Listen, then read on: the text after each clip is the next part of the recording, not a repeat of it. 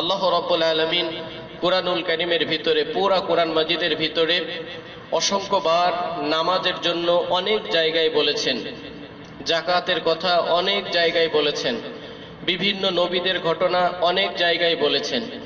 কিন্তু রমজান, সিয়াম একমাত্র ইবাদত যেখানে একটা জায়গায় আল্লাহ রাব্বুল আলামিন এই রমজান সম্পর্কে বলেছেন, বলেন সুবহানাল্লাহ। সেই জায়গার থেকে আলোচনা হবে। আল্লাহ রাব্বুল আলামিন বলতেছেন, শাহরু রমাজান আল্লাযী উনজিলা ফীহিল কুরআন হুদাল লিন-নাস। রমজান মাস এমনই একটা মাস, এই মাস বিশেষ মাস। কেন বলা হয়েছে রোজা রাখতে হবে, ব্যাপারটা এই জন্য নয়। আল্লাযী উনজিলা ফীহিল কুরআন, এই রমজান মাসটাকে বিশেষ মাস এই জন্য বলা হয়েছে যে এই মাসে আল্লাহ রাব্বুল আলামিন মানব জাতির জন্য, সমগ্র বিশ্ববাসীর জন্য কোরআনকে অবতীর্ণ করেছেন, হুদাল লিন-নাস। এবং সেই কোরআনটা কেন অবতীর্ণ করেছেন? মানুষের হেদায়েতের জন্য। তো এই আয়াত থেকে, একমাত্র রমজানের আয়াত থেকে বুঝে আসে যে রমজান মাসটাকে বিশেষ ফজিলতপূর্ণ মাস, গুরুত্বপূর্ণ মাস, বরকতময় মাস রোজার জন্য বলা হয় নাই। এই মাসে আল্লাহ রাব্বুল আলামিনের পক্ষ থেকে সমগ্র বিশ্ববাসীর জন্য একটা গুরুত্বপূর্ণ মেসেজ, বার্তা, কোরআন, মানুষের গাইডলাইন কোরআন অবতীর্ণ করেছেন। এই জন্য এই মাসের মর্যাদা, ফজিলত, বরকত অনেক বেড়ে গিয়েছে, বলেন সুবহানাল্লাহ। তাহলে এখান থেকে স্পষ্ট হয়, বুঝে আসে যে শুধুমাত্র রমজানের রোজা রাখলেই রমজানের পরিপূর্ণ বরকত হাসিল হওয়া সম্ভব নয়। সাথে সাথে আল্লাহ রাব্বুল আলামিন বিশ্ববাসীর জন্য যেই মেসেজ দিয়েছেন, গাইডলাইন দিয়েছেন, সেটাও মানুষের আয়ত্ত করা দরকার, পড়া দরকার, অনুধাবন করা দরকার, বোঝা দরকার। আর কেন এই কোরআনুল কারীম অবতীর্ণ করেছেন? হুদাল লিন-নাস, মানুষের হিদায়াতের জন্য, মানুষের পথ প্রদর্শন করার জন্য, মানুষকে আলো, অন্ধকার থেকে আলোর দিকে নিয়ে আসার জন্য। এই আয়াতের আগের আয়াতে আমরা গত জুমায় আলোচনা করেছিলাম যে ইহুদিরা মনে করত তারা একটা বিশেষ জাতি, যদি কোনো ওহী আসে তো স্পেশালি, স্পেসিফিক ভাবে তাদের জন্যই আসে। কিন্তু আল্লাহ রাব্বুল আলামিন সর্বপ্রথম সমগ্র বিশ্ববাসীর মুসলিমদের জন্য রাজধানী মক্কাকে আলাদা করেছেন। এরপরে সমগ্র মানুষের জন্য স্পেশালি কোরআন অবতীর্ণ করে তাদের সংবিধান আলাদা করেছেন।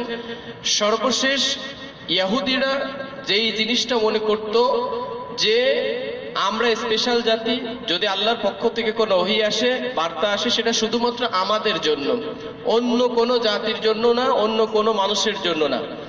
তৃতীয় পর্যায়ে এসে আল্লাহ রাব্বুল আলামিন ক্লিয়ার করেছেন যে ইহুদিদের মতো নয়, এই কোরআনটা অবতীর্ণ করেছি আমি সমগ্র বিশ্ববাসীর মানুষের জন্য। ইহুদি, খ্রিস্টান, নাসারা, মুসলিম, বৌদ্ধ, হিন্দু, যত মানুষ আছে সমস্ত মানুষের জন্য এই কোরআনটা হেদায়েত, বলেন সুবহানাল্লাহ।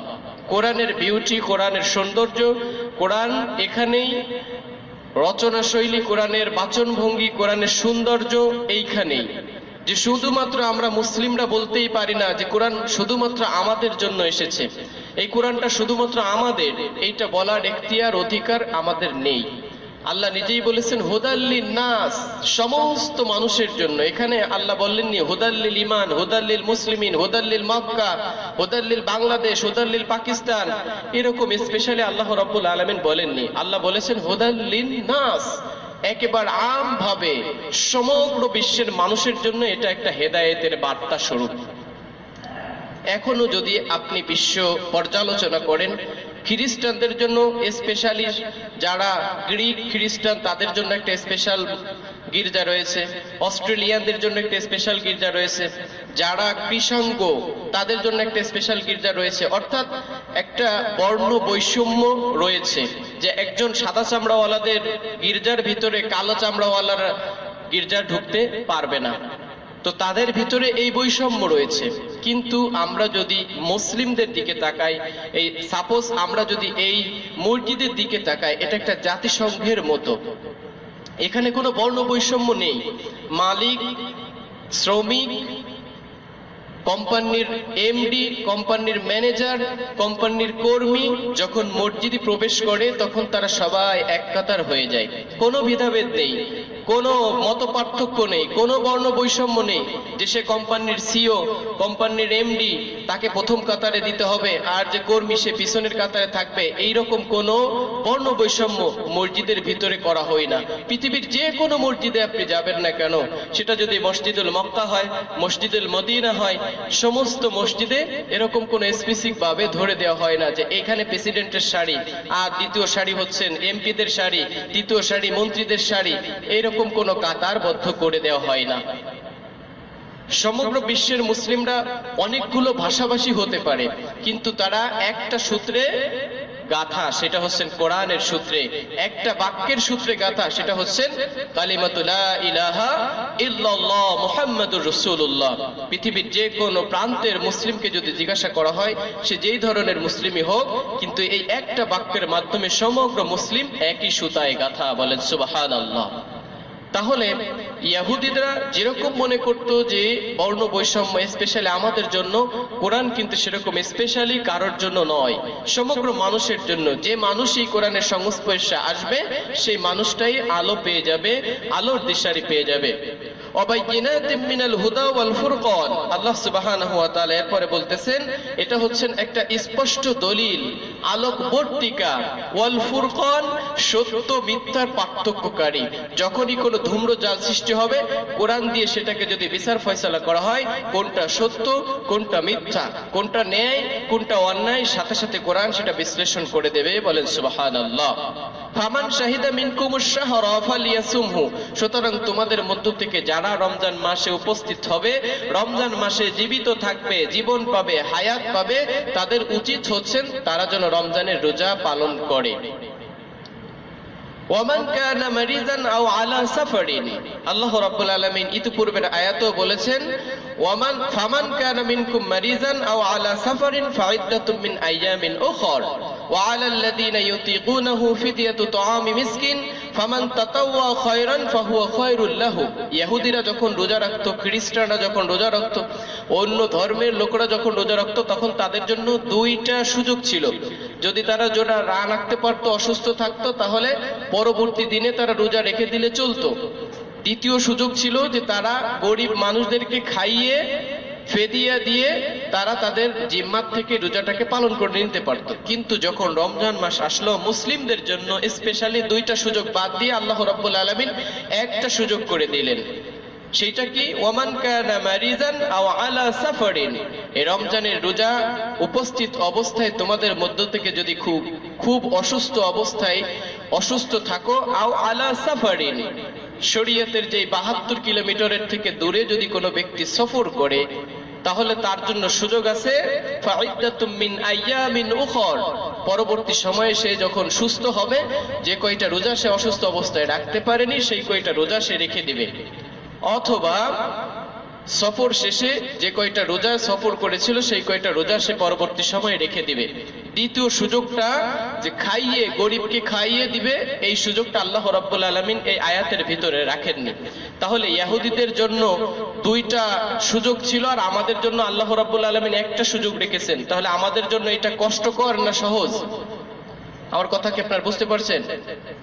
ইহুদিদের জন্য দুইটা সুযোগ রেখেছিলেন, আমাদের জন্য মাত্র একটা সুযোগ রাখলেন, যে যখন সুস্থ হবে অথবা সফর থেকে বাড়ি ফিরে আসবে তখন রোজা রাখতে হবে, ফেদিয়া দিয়ে অথবা গরিব মানুষকে খাইয়ে রোজা রাখলে রোজা জিম্মাত থেকে ছাড় পাওয়া যাবে না। তাহলে আমাদের জন্য আল্লাহ রাব্বুল আলামিন বাহ্যিক দৃষ্টিতে কঠিন করে দিয়েছেন না? কথা বুঝতে পেরেছেন?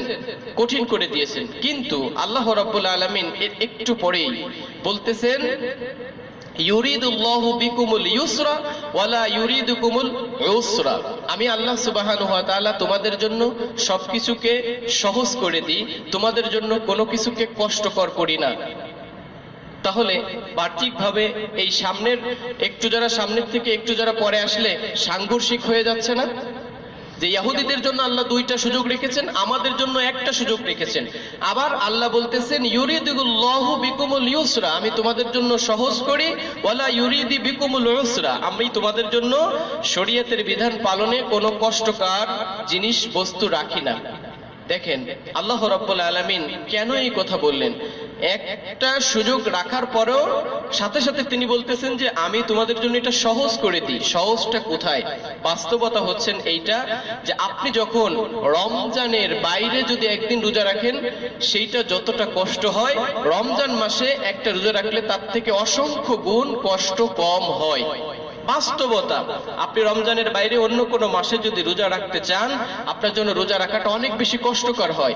কিন্তু আল্লাহ সুবহানাহু ওয়া তাআলা রমজান মাসে মুসলিমদের জন্য, যারা রমজানে রোজা রাখে, তাদের জন্য শারীরিক শক্তিটা, মানসিক শক্তিটা এত সুন্দর সহজ করে দেন, যাতে করে রমজানে রোজা রাখা যতটা সহজ হয়, রমজানের বাইরে তার থেকে বেশি কঠিন হয়। আপনারা রোজা রেখে দেখবেন, বাস্তব কিন্তু, যে রমজান মাসে রোজা রাখলে যতটা সহজ হয়, সহজ ফিল করা হয়, রমজানের বাইরে যদি রোজা রাখা হয় তাহলে তার থেকে বেশি কষ্ট ফিল হয়। এজন্যই আল্লাহ রাব্বুল আলামিন বলেছেন যে আমি তোমাদের জন্য সহজ করে দিই, ওয়ালিতুকমিলুল ইদ্দাতা ওয়ালিতুকাব্বিরুল্লাহ, এবং তোমরা রোজার মাসটা পরিপূর্ণ করবে, ওয়ালিতুকাব্বিরুল্লাহ, এবং আমি আল্লাহ সুবহানাহু ওয়া তাআলার মহিমা বড়ত্ব ঘোষণা করতে থাকবে, আলা মা হাদাকুম, যাহাতে করে আমি তোমাদেরকে হেদায়েত দিয়েছি, ওয়ালাআল্লাকুম তাশকুরুন, এবং যাতে করে তোমরা কি করতে পারো? শুকরগুজার বান্দা হতে পারো। এরপরে আল্লাহ রাব্বুল আলামিন বলতেছেন